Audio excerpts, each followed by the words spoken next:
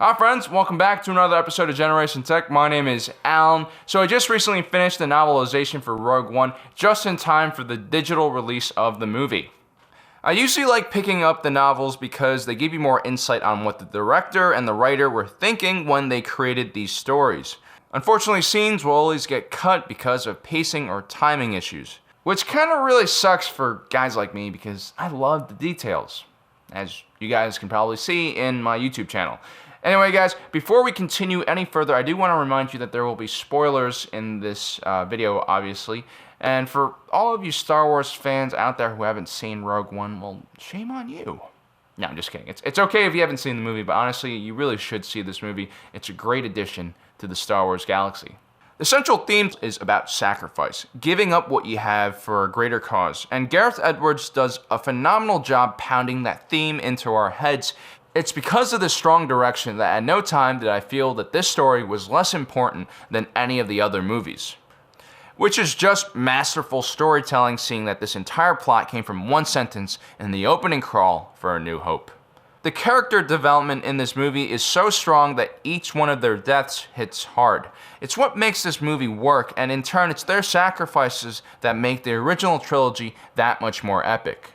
So in this episode, we're going to tell you guys what each character was thinking before they died. After hiding Jyn, Lyra returns with a blaster drawn. She knows that she's crossed the line, but at least Jyn would be safe now, and perhaps she could save Galen as well. She hears him scream her name as a blaster bolt rips through her.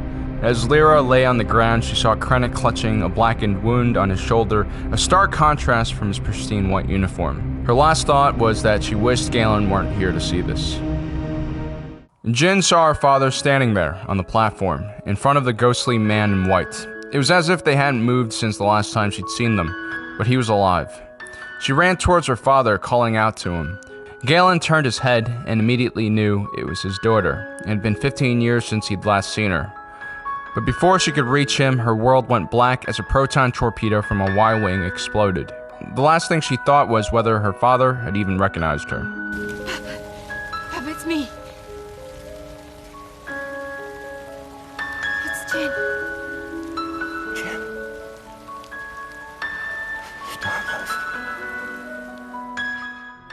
12 seconds before shutdown, K2SO projected 89 ways to prolong his own existence from periods ranging from 0.8 milliseconds to 43 days. But because all of these scenarios would probably lead to the capture of Cassian and Jyn, he quickly dismissed them. 9 seconds before shutdown, K calculates that there are only 2 scenarios where Cassian and Jyn can complete their mission. Both are highly improbable. He had to actively deny his programming from mourning or reflecting on this decision. For the mission to be successful, Cassian and Jyn would need to climb and broadcast Death Star data off-planet. 3 seconds before shutdown, K hears Cassian's voice cry out his name. The droid disables the console, sealing the vault doors behind him. 1 second from shutdown, K chooses to mentally simulate an impossible scenario in which Cassian and Andor escaped alive. The simulation pleased him.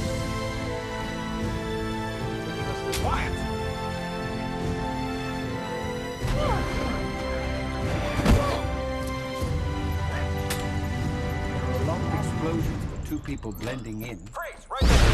In the original ending, he dies a much less heroic death at the hands of director Krennic. They even filmed the scene. Luckily, the crew realized that he deserved something better. Chirrut had lost everything. How could one be a guardian of the wills without a temple? He wasn't a warrior. He fought and killed only when it was necessary. And all the death and destruction he had seen today had worn down his spirit. But he no longer had to fight, and for that he felt relief. He had given himself into the Force, and what it asked for him was simple. I'm one with the Force and the Force is with me. I'm one with the Force and the Force is with me. I'm one with the Force. He reached the console, flipped the switch, and it was there his chant began to falter. He had done his part. As he turned back, an explosion lifted him into the air. He heard Baze's heavy footsteps come up to him. He wanted to say, "Baze, my eyes, I can't see."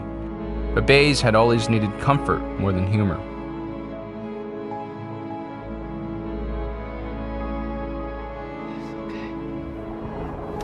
Look for the Force. Chirrut. You will always find me. Force is with me. I'm one with the Force. The Force is with me. I'm one with the Force. The Force is with me. Bodhi thought that he had failed again, just as he failed the people of Jedha. He thought of Jyn, Cassian, Baze, Chirrut, and Tonk. He wondered if any of them would ever forgive him. Galen had, but of course he understood forgiveness better than anyone. But then suddenly, a voice appeared on the other end. Hope was not lost. Failure could be averted, the transmission would go through. He had done his part now. Perhaps he could take the shuttle and head to the communication tower and save Jyn and Cassian. If he didn't have the chance, it was okay. He had done enough.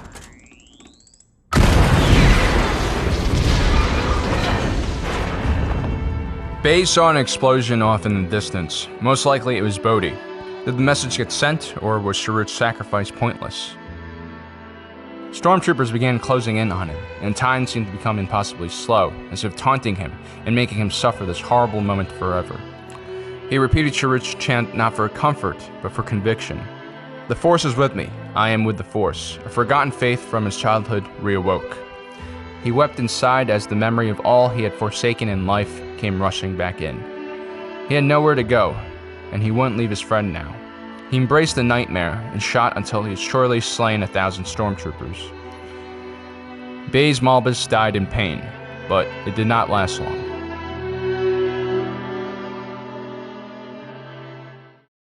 Director Krennic thought about how he first met Galen Erso. He thought about the series of events that led to the creation of the Death Star, guided by his careful hand and manipulation. He remembered how in awe he was of Galen's genius.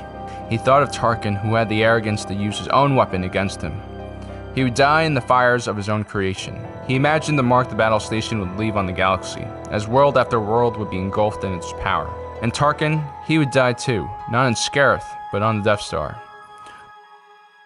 Cassian had done terrible things on behalf of the rebellion. Some things he remembered, like murdering Tivik, the man whose information had first started this entire mission. But worse, there were far more things that he had done that he had forgotten. Whether they succeeded in transmitting the message or not, the terrible things that he had done would not go away. Jyn felt Cassian's grip get weaker as they continued to walk. He felt warm at her side. It was good to have life besides her. So much better than when she had held her father, dying in her arms as his life force washed away in the rain. As they neared the beach, she is reminded of her childhood. She wasn't afraid of what was about to happen, but she didn't want to suffer. She felt close to Cassian, closer than she had ever been, and she thought about the shelter she had hidden as a child, the day her family was taken away from her.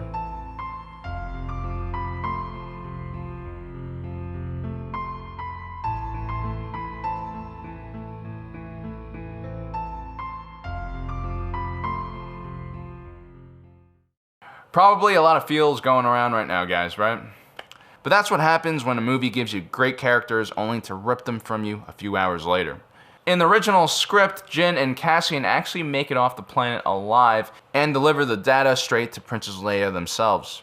Shortly after, the ship explodes, but not before an escape pod makes it out. Now, this original scene was cut from the ending because it didn't really fit the purpose of this movie. Now, everyone has a purpose, and everyone will die eventually. But the theme is that without purpose, we might as well just die. Which is kind of inspirational and kind of messed up at the same time. Well, guys, I hope you enjoyed this video. Don't forget to subscribe and hit the notification button so you don't miss any of our future videos. And as usual, if you're watching this, you are Generation Tech.